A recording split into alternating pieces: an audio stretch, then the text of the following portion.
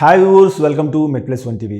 మనం ఆగస్టు 1 నుంచి 7 వరకు ప్రపంచవ్యాప్తంగా బ్రెస్ట్ ఫీడింగ్ వీక్గా సెలబ్రేట్ చేసుకుంటాం. తల్లి పాలు యొక్క ప్రాముఖ్యత, అదే రకంగా తల్లి పాలు పిల్లలకు ఏ రకంగా శ్రేష్టం అని అవేర్నెస్ కల్పించడానికి ఈ వీక్ని మనం ఉపయోగించుకుంటున్నాం. సో దీనిలో భాగంగా ఈరోజు మనం కామినెంట్ హాస్పిటల్లో ఉన్నాం. ఈ బ్రెస్ట్ ఫీడింగ్ వల్ల ఎటువంటి ఉపయోగాలు ఉంటాయి, అసలు ఎందుకు పాలు ఇవ్వాలి, ఈ తల్లికి పాలు ఉండడానికి లేకపోవడానికి అదే రకంగా దీనికి ఉన్న సమస్త సందేహాలను మనం నివృత్తి చేసే కార్యక్రమం తీసుకుందాం. ఈ సందేహాలను నివృత్తి చేయడానికి ప్రస్తుతం మనతో ఉన్నారు సౌజన్య గారు. సో కామినెంట్ హాస్పిటల్లో గత కొంతకాలంగా నెనాటాలజిస్ట్గా పీడియాట్రిషియన్గా సేవలు అందిస్తున్నారు. సో సౌజన్య గారు నమస్తే అండి. నమస్కారం అండి. క్రితం తరం తీసుకుంటే అసలు పాలకు కుదవలేదు.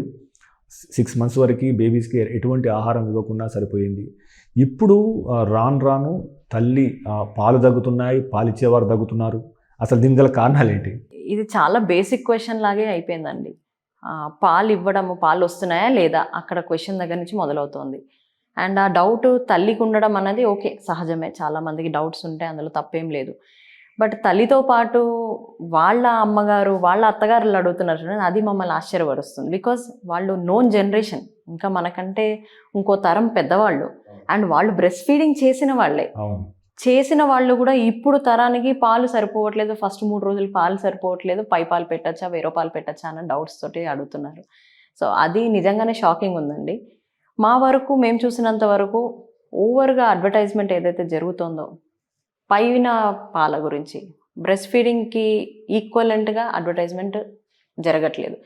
బ్రెస్ట్ ఫీడింగ్ ఎంత ఇంపార్టెంట్ అన్నది అంతే లెవెల్లో మనకు ఫార్ములా ఫీడ్ కూడా ఇంపార్టెంటో లేకపోతే తక్కువ అన్న చెప్పడం మానేసి బ్రెస్ట్ ఫీడింగ్ గురించి మాట్లాడకుండా ఫార్ములా ఫీడ్ గురించే మాట్లాడుతున్నారు. అది ఇండైరెక్ట్గా మనం బ్రెస్ట్ ఫీడింగ్ గురించి తక్కువ మాట్లాడుతున్నట్టే జరుగుతుంది. బ్రెస్ట్ ఫీడింగ్ గురించి తక్కువ మాట్లాడుతున్నారని నేను అనను, కానీ దాని మీద ప్రాపగేషన్ లేదు, దాని గురించి ఎక్కువ మాట్లాడేవాళ్ళు లేరు, ఎక్కువ చెప్పేవాళ్ళు లేరు, మీడియాలో ఎక్కువ అది బయటికి రావట్లేదు, దాని మీద యాడ్స్ రావట్లేదు. దాని మీద అంటే మీకు అర్థమవుతుంది కదా, ఒక ప్రోడక్ట్ గురించి మీరు యాడ్ కోసం క్యాంపెయిన్ చేస్తున్నారు, కమర్షియల్గా చూస్తున్నారు, డాక్టర్స్ని కలుస్తున్నారు, అన్నీ జరుగుతున్నాయి. బట్ బ్రెస్ట్ ఫీడింగ్ గురించి యాడ్స్ ఎందుకు రావట్లేదు, పోస్టర్స్ ఎందుకు రావట్లేదు? బ్రెస్ట్ ఫీడింగ్ వీక్ అంటే మన సిటీలో ఎక్కడ పోస్టర్ ఎందుకు లేదు? ఒక పోస్టర్ పెట్టండి, బ్రెస్ట్ ఫీడింగ్ ఏంటి అన్నది చెప్పండి. ఇది చాలా మంచిది అన్నది అన్ని రకాలుగా సమాజంలో ఎదుగుదల ఉన్నప్పుడు ఇది మనం ఓపెన్గా చెప్పడంలో తప్పేముంది? అన్ని తరతరాలుగా జరుగుతున్న విషయం అది. ఐ ఫీల్ ఆ ప్రాపగేషన్ ఫస్ట్ ఆఫ్ ఆల్ అక్కడ ఏం జరుగుతుందంటే నాలెడ్జ్ అన్నది గ్యాప్ వస్తుంది.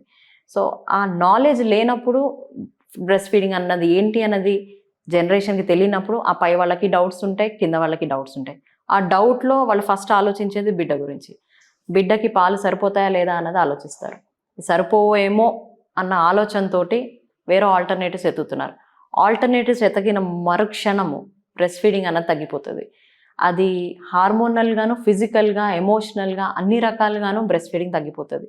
జస్ట్ ప్యూర్ ఫిజికల్ ప్రాసెస్ కాదండి బ్రెస్ట్ ఫీడింగ్ అనేది. It is a natural, hormonal, emotional process. దాన్ని హ్యాంపర్ చేసే ఫ్యాక్టర్స్ బయట నుంచి మనకు చాలా వస్తుంటాయి. ఉట్టి తల్లి ములానే పాలు తగ్గిపోతాయి అన్న కాన్సెప్ట్ ఏదైతే ఉందో ముందు ఆ కాన్సెప్ట్ నుంచి బయటకు వచ్చేయాలి. తల్లి మంచిగా తింటే పాలు వచ్చేస్తాయి, తల్లి మంచిగా పడుకుంటే పాలు వచ్చేస్తాయి, తల్లికి స్ట్రెస్ తగ్గిపోతే పాలు వచ్చేస్తాయి. అంతే. ఇదే ఇక్కడ ఈ 3 గదుల్లోనే ఉంటున్నాం మనం. We have to come out of that space. అప్పుడే మనకు అర్థమవుతుంది బ్రెస్ట్ ఫీడింగ్ని ఎఫెక్ట్ చేసేవి ఇంకా చాలా ఫ్యాక్టర్స్ ఉన్నాయని. నేను కామినేనిలో పనిచేస్తున్న 3-4 yearsలో చూసింది మాత్రం బ్రెస్ట్ ఫీడింగ్ని ఎఫెక్ట్ చేసేది mothers are always pro. 99% mothers అందరూ పాలు ఇవ్వాలన్న ఆలోచనతోటే ఉంటారు. ఏ తల్లి కూడా పాలు నాకు రావు, నేను ఇవ్వలేను అన్న ఆలోచనతో లేరు. బట్ చుట్టుపక్కల I'm seeing so many factors. అవి ఏవైతే తల్లి పాలని తగ్గించే ప్రాసెస్ ఎక్కువ అవుతుంది. అది ఓపెన్గా ఎక్కువ చెప్పలేము. బట్ సోషల్ ఫ్యాక్టర్స్ చాలా ఉంటున్నాయి, ఫ్యామిలీ ఫ్యాక్టర్స్ చాలా ఉంటున్నాయి, పాలిటికల్ ఫ్యాక్టర్స్ చాలా ఉంటున్నాయి. ఇంకా పెద్ద పెద్ద ఏ స్థాయిలో ఎక్కడ ప్రాబ్లమ్స్ జరుగుతున్నాయి అన్నది మనకి ఇంకా తెలీదు. But it is happening. Okay. So I think అక్కడి నుంచి ఆ లెవెల్ నుంచి మనం కరెక్ట్ చేసుకుంటూ రావాలి. కొంచెం కష్టమే, బట్ ప్రయత్నం అన్నది ఫస్ట్ అయితే ఒక అడుగు అయితే వెయ్యాలి.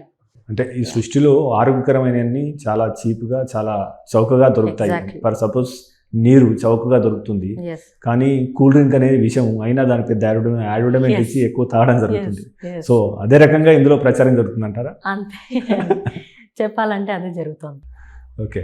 బ్రెస్ట్ ఫీడింగ్ అన్నది easily available, natural, readymade and full food, whole food అంటారు దాన్ని. దాంట్లో ఈ పదార్థం లేదు అన్నది ఎవరు ఇంతవరకు చెప్పలేకపోయారు. ఇన్ఫాక్ట్ దాంట్లో ఉన్న పదార్థాలు వేటిని కూడా వాళ్ళు ఇమిటేట్ చేసి మన ప్రోడక్ట్స్లో పెట్టలేకపోయారు. Okay. That itself shows the superiority of breast milk. కానీ దాన్ని తక్కువ చేసి ఎందుకు చూస్తామంటే it is easy, it is free. Anything that is freely available, free of cost, value లేదు.